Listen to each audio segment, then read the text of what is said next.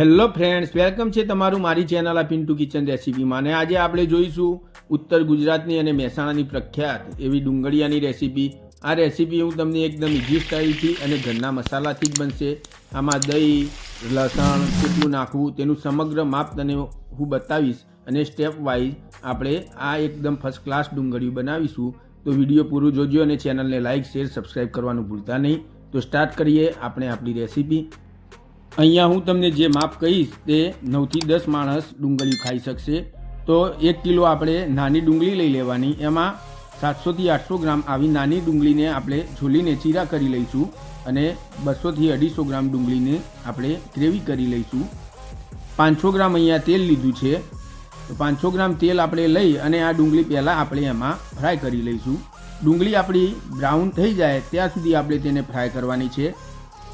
તો આપણે અહીંયા 500 ગ્રામ તેલની જ જરૂર પડશે, વધુ તેલની જરૂર પડે નહીં. તો આપણે 500 ગ્રામ તેલ લઈ લઈએ. મેં અહીંયા સિંગ તેલ લીધું છે, પણ તમે તલનું તેલ પણ લઈ શકો છો, કારણ કે તલનું તેલ આપણા શરીર માટે બહુ ગુણકારી છે. તો લગભગ ડુંગળીઓ આપણે તલના તેલમાં બનાવીએ તો ઓર સ્વાદિષ્ટ બને છે. જો અહીંયા આપણી ડુંગળી ફ્રાય થઈ ગઈ છે એકદમ મસ્ત બ્રાઉન, તો આપણે આ ડુંગળીને એક પ્લેટની અંદર નીકાળી લઈએ. આ ડુંગળીયું એટલું સ્વાદિષ્ટ બને છે. છેલ્લે હું તમને એક મસાલો કહીશ, તે મસાલો તમે ચોક્કસ નાખજો. તો હવે આપણે તૈયાર કરી લઈએ આપણા મસાલા. 3 જેવા લાલ મરચાં, વરિયાળી આપણે 1 ચમચી, બadiya, કાલામરી, તજ, તમાલપત્ર, laving, તલ અને થોડો અજમો લઈ લઈશું. આને આપણે આ રીતે તૈયાર કરી રાખીએ. અને આપણે જે તેલ છે એ તેલમાં જ આપણે વઘાર કરવાનો છે. તો થોડી રહી નાખી અને આપણે રહી ફૂટી જાય પછી તરત જીરું નાખી દઈશું. અને રહી અને જીરાનો વઘાર થઈ જાય એટલે પાછળથી તરત આપણે આ બધા મસાલા જોડે આપણે એડ કરી લેવાના. આ રીતે તમે જો બધા મસાલા આપણે એડ કરી લઈશું. 1 ચમચી હિંગ એડ કરી અને તરત જ આપણે લીલું લસણ નાખી લઈએ. લસણ અહીંયા મેં 500 ગ્રામ લીધું છે.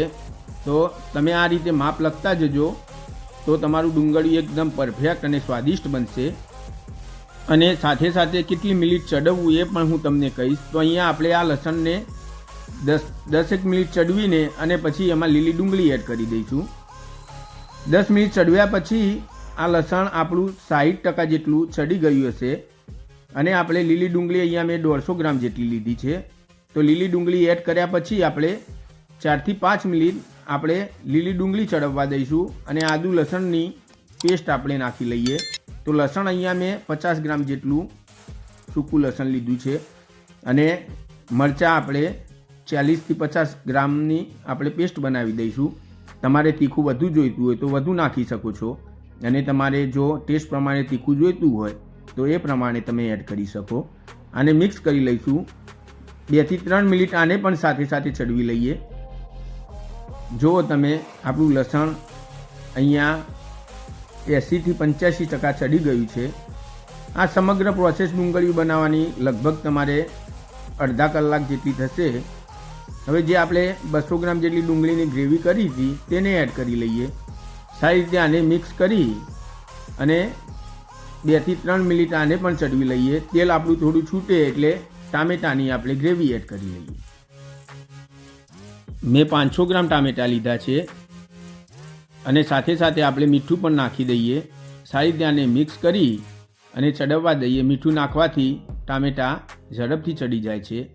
હવે મીઠું નાખ્યા પછી આપણે આને 2 થી 3 મિનિટ ચડવી લઈએ, એટલે આપણા ટામેટાં એકદમ ચડી જશે અને આ રીતે આપણું તેલ છૂટીને ઉપર આવશે. પછી આપણે હળદર, લાલ મરચું પાવડર, ધાણા જીરું પાવડર, આ બધા મસાલા આપણે ટેસ્ટ અનુસાર કરી લઈશું. તમારે જ્યારે આ ગ્રેવી તૈયાર થઈ જાય એટલે ચેક કરી લેવાનું કે મીઠું કે મરચું ઓછું પડતું હોય તો એ પ્રમાણે તમે એડ કરી શકો છો. જુઓ હવે આપણા ડુંગળીયાનો કલર પણ આવી ગયો છે. સિંગદાણા આપણે એનો થોડો ભૂક્કો કરી અને એડ કરી લઈશું. અહીંયા મેં થોડા 3 થી 4 ચમચી સિંગદાણાનો ભૂક્કો એડ કર્યો. એને મિક્સ કરી થોડી વાર રહી પછી આપણે દહીં નાખી દઈશું. દહીં આપણે 300 થી 350 ગ્રામ લઈશું અને સાથે સાથે આપણે અડધો ગ્લાસ જેટલું પાણી એડ કરી લઈશું.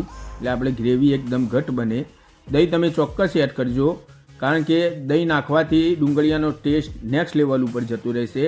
સારી રીતે મિક્સ કરી અને 2 થી 3 મિનિટ ચડવી અને આપણે થોડી ખાંડ એડ કરીશું. તો અહીંયા મેં 2 ચમચી ખાંડ એડ કરી અને સાથે સાથે ટોપરું ખમણ, તો 1 થી 2 ચમચી જેટલું આપણે ટોપરું ખમણ એડ કરીશું. ખાંડ નાખવાથી પણ જે સ્વીટનેસ આવે છે ડુંગળીયાની તે ખરેખર બહુ મજા પડશે. તમે આ રીતે ચોક્કસ ડુંગળી બનાવજો. તમે બહાર હોટલમાં જવાનું ભૂલી જશો એની ચોક્કસ મારી ગેરંટી છે. હવે આપણે જે ડુંગળી આપણી ફ્રાય કરી હતી તેને એડ કરી લઈશું. હવે આપણે એકદમ હલકા હાથે આને મિક્સ કરીશું, નહીં તો આપણે ડુંગળીના જે ચીરા કરેલા છે તો એના પીસ પડી જશે. આખી ડુંગળીની ખાવાની આપણે જે મજા છે તે નહીં મળે. તો એકદમ હલકા હાથે મિક્સ કરી અને આને થોડી વાર માટે આપણે ચડવી લઈએ. 2 મિનિટમાં તો તેલ છૂટીને એકદમ મસ્ત બહાર આવી જશે. જો તમારે થોડી ગ્રેવી વધુ કરવી હોય તો પાણી તમે થોડું વધુ એડ કરી શકો છો. હવે છેલ્લે આપણે લાસ્ટમાં અહીંયા હું તમને જે મસાલો કહું એ મસાલો ચોક્કસથી તમે નાખજો. અને પાપડી 3 થી 4 ચમચી જેટલી પાપડીનો ભૂક્કો કરી તમે નાખી દેજો. ગાંઠિયા હોય તો ગાંઠિયા પણ ચાલશે. હવે આ મસાલો છે ચિકન મસાલો. તમે ચિકન મસાલાનું 5 રૂપિયાનું પેકેટ મળે છે એ મસાલો નાખજો. એનાથી ડુંગળીયાનો જે ટેસ્ટ આવે છે, સાથે સાથે તમે ગરમ મસાલો પણ જે નાખજો અને થોડું લીંબુ આપણે એડ કરી લઈશું. જે ડુંગળીયાનો ટેસ્ટ આવે છે એ બહુ જ મસ્ત આવે છે. તમે આ મસાલો ચોક્કસથી લાવજો અને નાખજો. ઉપરથી આપણે કોથમીર એડ કરી અને આપણા ડુંગળીયાની મજા માણીશું. જુઓ અહીંયા આપણું ડુંગળી એકદમ પરફેક્ટ અને મસ્ત. આનો ટેસ્ટ પણ એટલો છે. હું તો બહુ જ બનાવું છું શિયાળાની અંદર. કેટલીય વાર 50-100 માણસના અમે પ્રોગ્રામ કરીએ છીએ. તો મારો વિડીયો તમે કેવો લાગ્યો ડુંગળી એકવાર ચોક્કસ બનાવીને મને કમેન્ટ કરજો. અને આની રોટલા જોડે જે મજા આવે છે, ગોળ, મરચાં, લીલી ડુંગળી આપણે રાખીને ખાઈએ, ખરેખર બહુ જ મજા પડે છે. તો તમે ચોક્કસ એકવાર ઘરે આને ટ્રાય કરી અને કેવો બને છે ડુંગળી તમારું એ મને કમેન્ટ કરીને કહેજો. તો ચલો મળીએ આપણે નવા વિડીયોમાં નવી રેસીપી સાથે. ત્યાં સુધી સૌને બાય બાય. જય અંબે, જય શ્રી કૃષ્ણ. અને હા, ચેનલને સબસ્ક્રાઈબ કરી સપોર્ટ કરવાનું ભૂલતા નહીં.